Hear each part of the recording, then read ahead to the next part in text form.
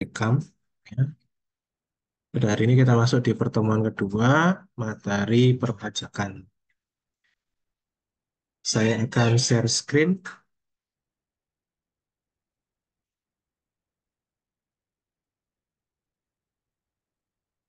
Ya. Ya. Di pertemuan hari ini, kita masuk di bab 2 berkaitan dengan ketentuan umum perpajakan. Ya. Kurang lebih yang kita bahas adalah berkaitan dengan konsep pajak, overview PPh, dan pajak pertambahan nilai, dan overview ketentuan umum perpajakan.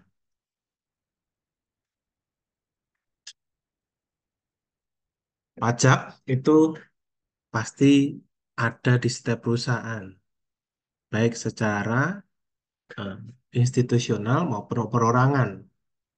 Ya, makanya ada istilah di pajak pertambahan 22, PPh 22 untuk pajak perusahaan, sedangkan untuk individu, karyawan, pemilik perusahaan masing-masing itu ada PPh 21.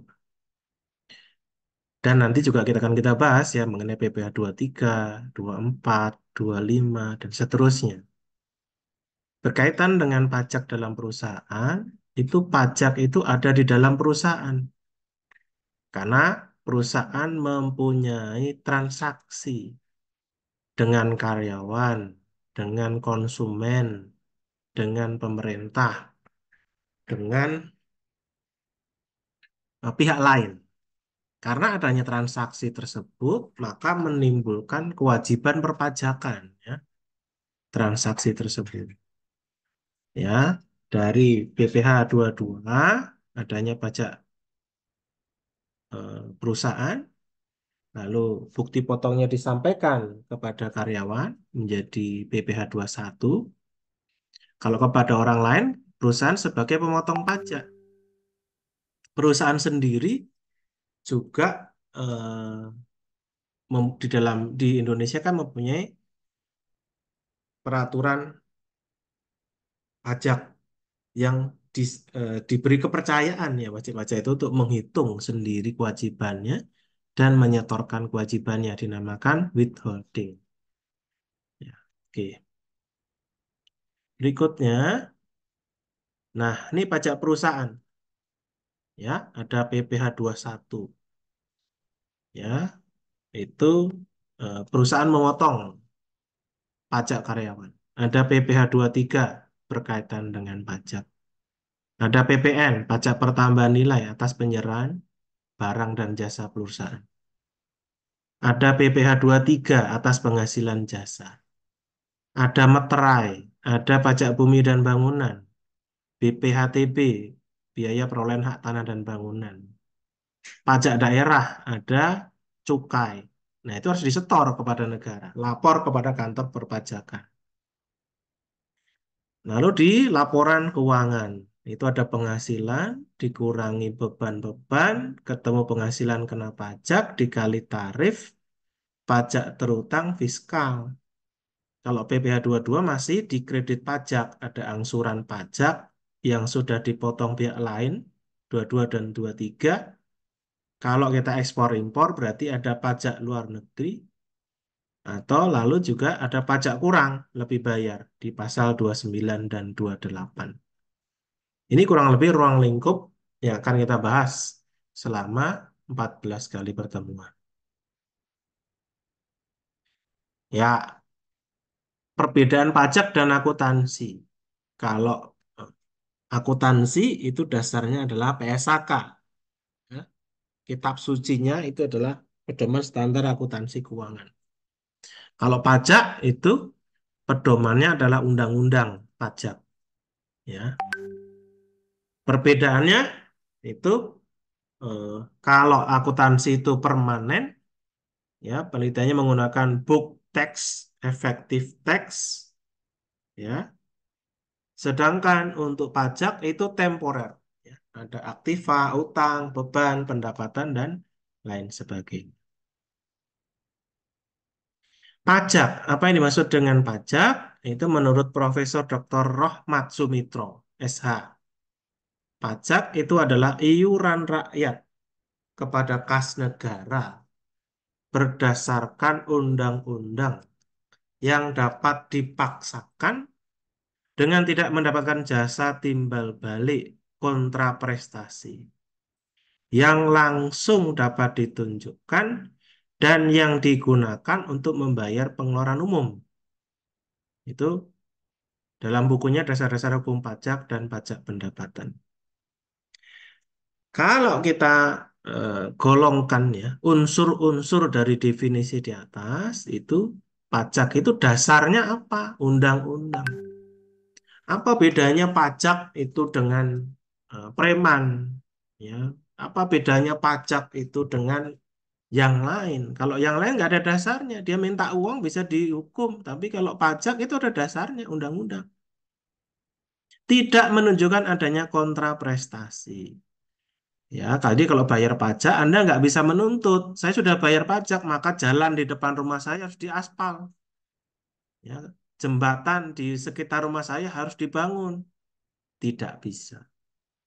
Ya, kalaupun ada pembangunan, itu pemerintah secara umum melakukan pembangunan, tapi tidak langsung bisa kita minta begitu. Kayak jual beli tidak bisa. Ya, walaupun memang ada hubungannya ke situ, ya. Begitu. Ketiga, dipungut oleh negara, pemerintah pusat, pemerintah daerah, ya. Melalui pemotong pajak. Siapa pemotong pajak itu? Perusahaan kita, perusahaan lain gitu ya. Untuk apa? Untuk public invest, pengeluaran pemerintah ya, dan mempunyai tujuan lain untuk regulasi. Adanya pajak minuman keras untuk mengatur konsumsi minuman keras agar bisa dengan diberi pajak mungkin konsumsi akan turun.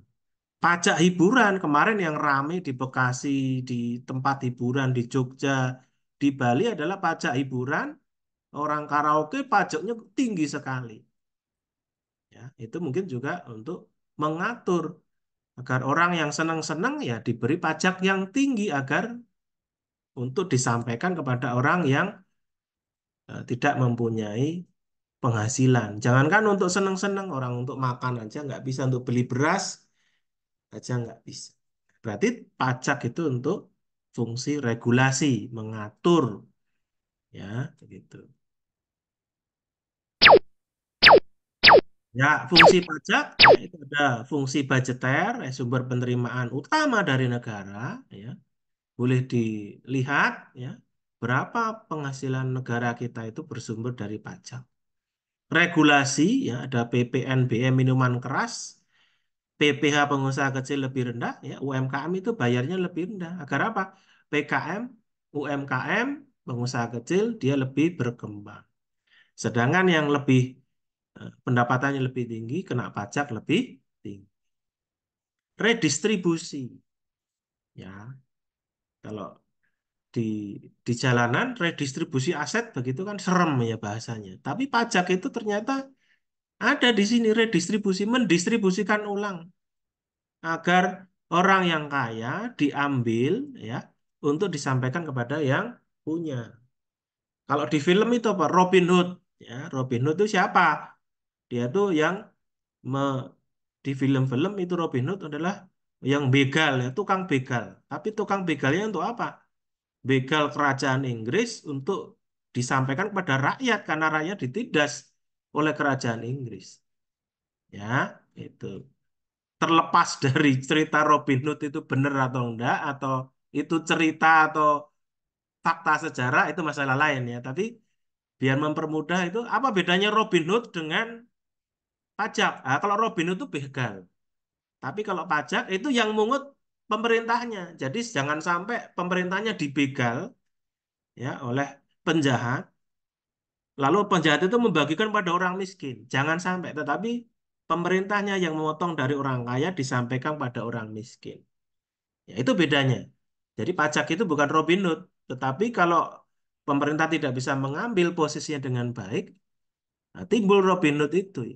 Jadi fungsi pajak ya Kalau ada pajaknya berjalan dengan efektif, disampaikan kepada yang nggak punya, ya nggak ada Robin Hood. Ya Robin Hood nggak laku ya. Di film-film itu nggak laku. Oh, sudah diambil alih oleh pemerintah yang mendistribusikan kekayaan, kemakmuran itu kepada seluruh rakyat. Lalu demokrasi ya. Jadi negara ini ada itu karena ada demokrasi dari rakyat oleh rakyat untuk rakyat. Begitu juga pendapatannya dari rakyat dipungut oleh negara, oleh rakyat, ya, wakil-wakil rakyat, disampai kembalikan lagi kepada rakyat. Begitu. Itu fungsi pajak ada budgeter, reguler, redistribusi, dan demokrasi. Ya, ini COVID ya nggak usah lah ya. Lalu ada PPNBM, langsung saja. Ini PPN atas perdagangan, ya bolehlah. Terus, nah tax ratio. Ya, tax ratio, perbandingan tax ratio antar negara, ini tahun lama ya. Indonesia itu termasuk di angka 10%,7. Ya. Filipina itu 14,2, Malaysia itu 13,1, Thailand itu 14,8, Korea 15,4, Brasil 13, Turki 17, Amerika Serikat 11. Kalau dilihat dari negara berkembang ya, tetangga sendiri ASEAN, Filipina, Malaysia, Thailand, kita itu paling rendah. Kalau digabungkan dengan ya negara Brasil itu kan negara menengah ya. Brasil Indonesia itu satu grup negara menengah. Itu 13. Turki itu kan anggota NATO ya. Anggota Fakta Pertahunan NATO aja 17. Amerika Serikat itu 11,9. Ya, jadi pajak di negara Indonesia itu tax ratio-nya masih 10%, masih paling rendah dibandingkan di negara ASEAN, dibandingkan dengan Korea, Brasil, Turki, dan Amerika Serikat. Ya, walaupun setiap tahun itu bisa digambarkan di tabel ya, itu naik turun ya, dari 2015 sampai 2020-an. Ya, insentif pajak itu apa? Mendorong orang untuk membayar pajak ya, misalnya untuk super deduction for R&D, research and development. Nah, nah, kabar gembira untuk orang asuransi nih. Perusahaan yang melakukan pelatihan vokasional itu juga ada pengurangan kotor paling banyak 200% dari aktivitas vokasional.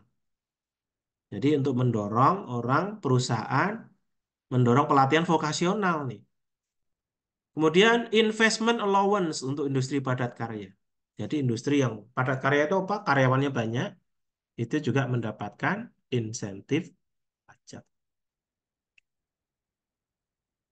Berikutnya adalah asas-asas pajak. Ya, ada asas equality, ada asas certainty, ada asas convenience, ada asas ekonomi.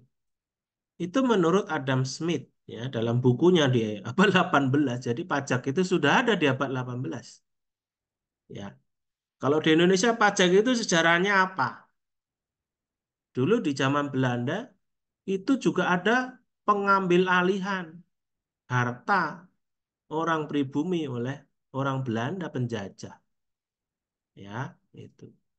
Nah, waktu Indonesia merdeka juga ada pajak. Satunya dulunya yang ambil penjajah pada waktu Indonesia merdeka, juga ada yang melakukan pengambilan, tetapi berdasarkan pemerintah yang kita akui, yang kita dukung, ya, sesudah merdeka.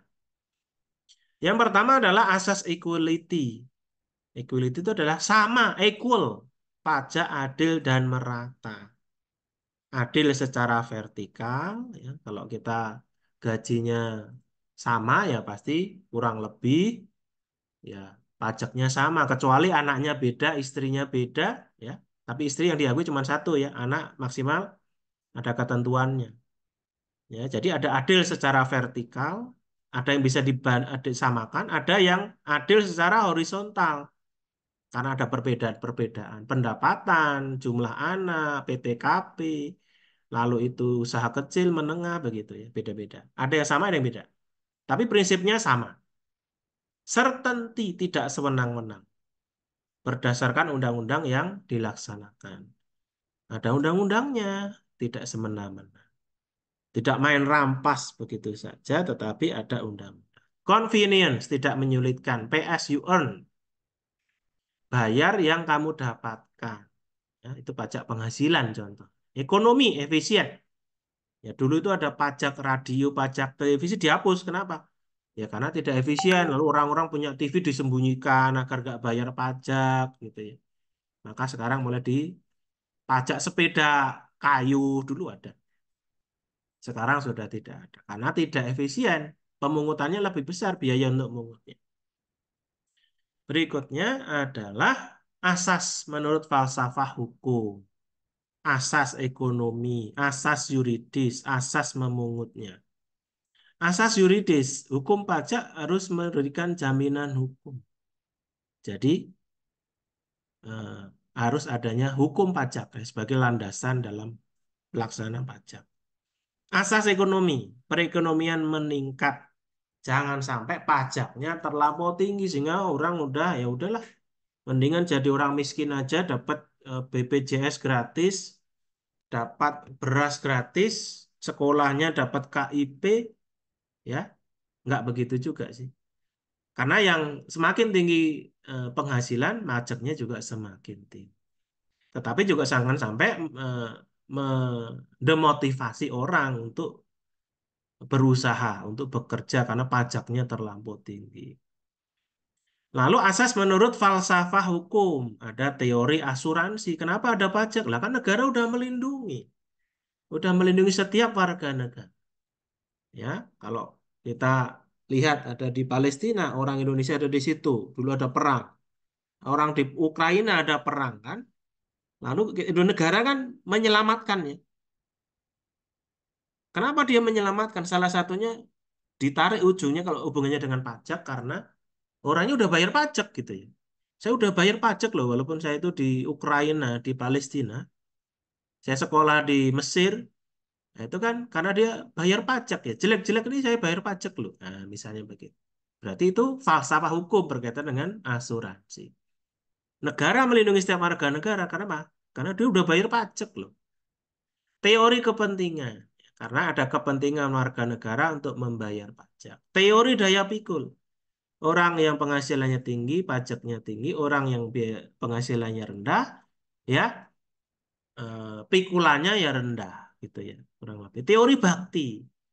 Ya, orang membayar berkaitan pajak itu karena bakti dia kepada negara. Teori asas daya beli. Orang yang minum minuman keras kena pajak. Orang yang nggak minum ya nggak kena pajak.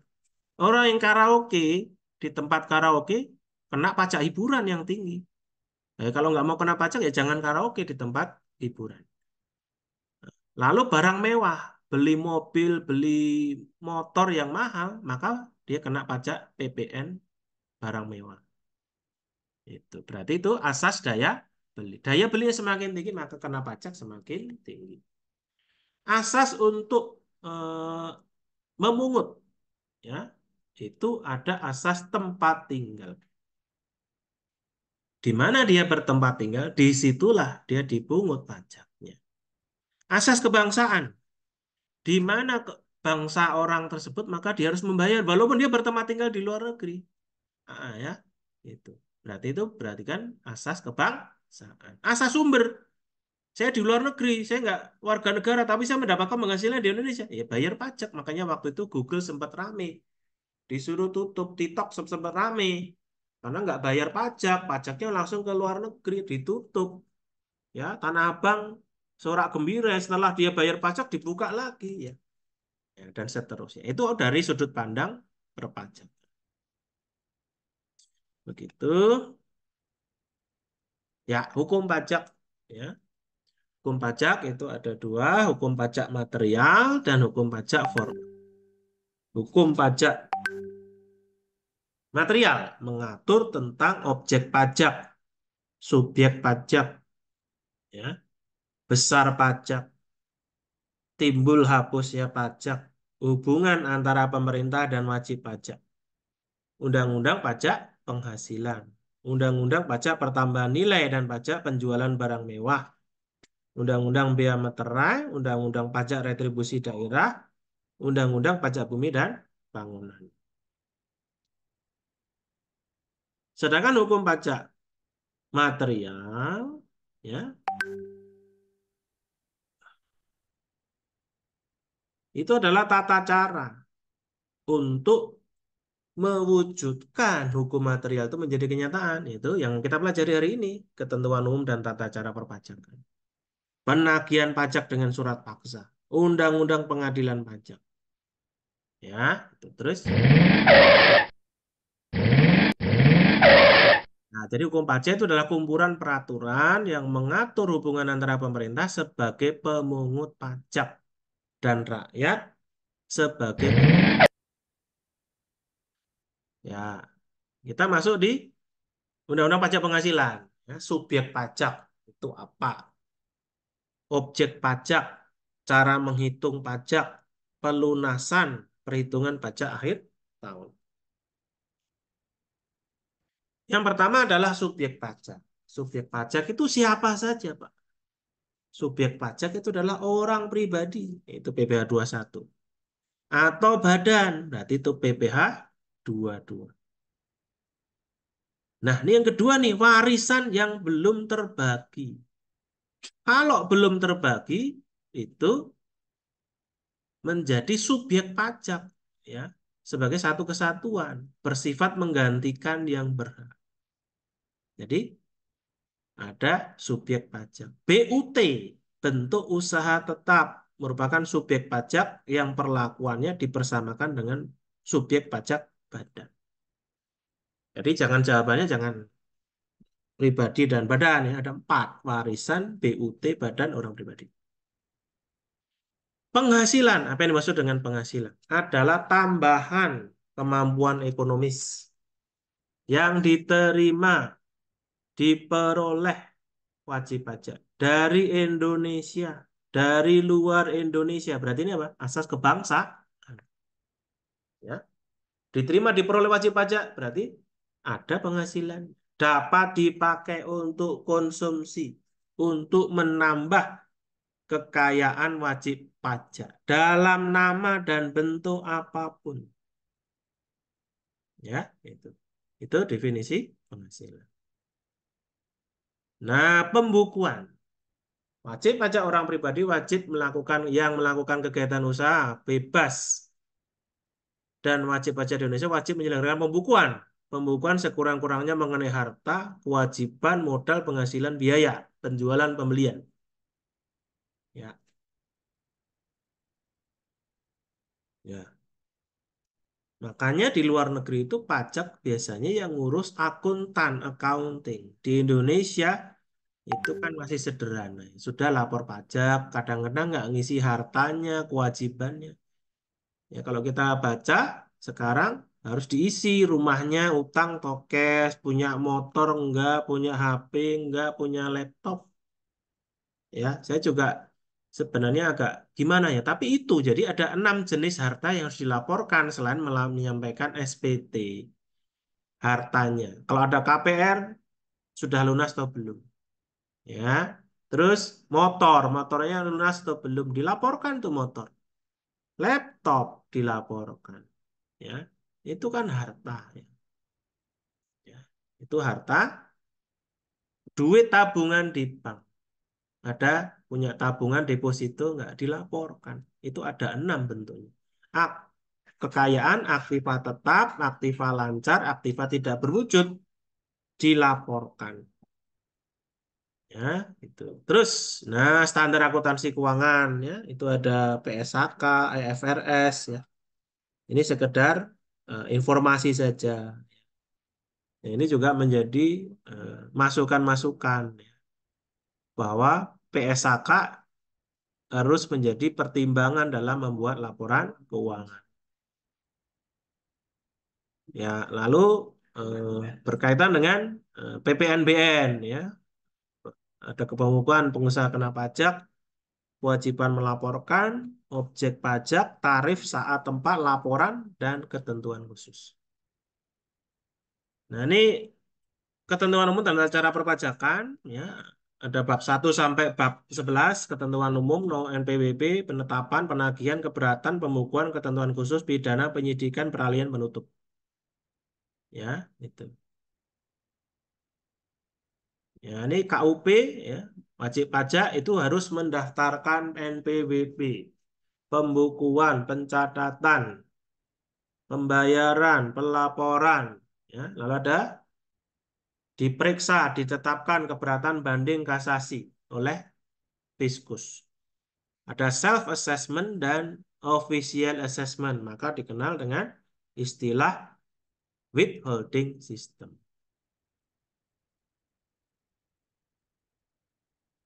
Nah, ini fase timbulnya pajak. Ya, berlakunya undang-undang, hak wajib pajak, punya NPWP, penghasilan kena pajak, pembukuan, menyampaikan SPT, diperiksa, ya, tidak, ya, lalu pengawasan, diperiksa lagi, ketetapan pajak, setuju, ya, selesai. Ya.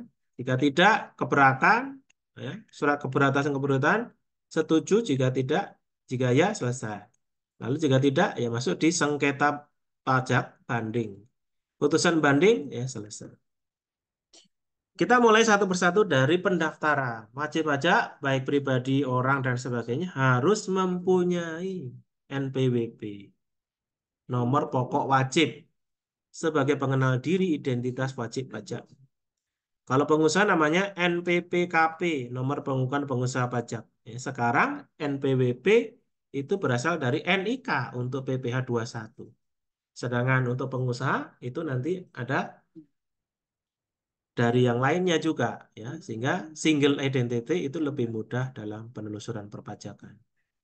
Pembukuan tadi disampaikan, ya. PPh 21 aja wajib orang pribadi apalagi perusahaan melakukan pembukuan.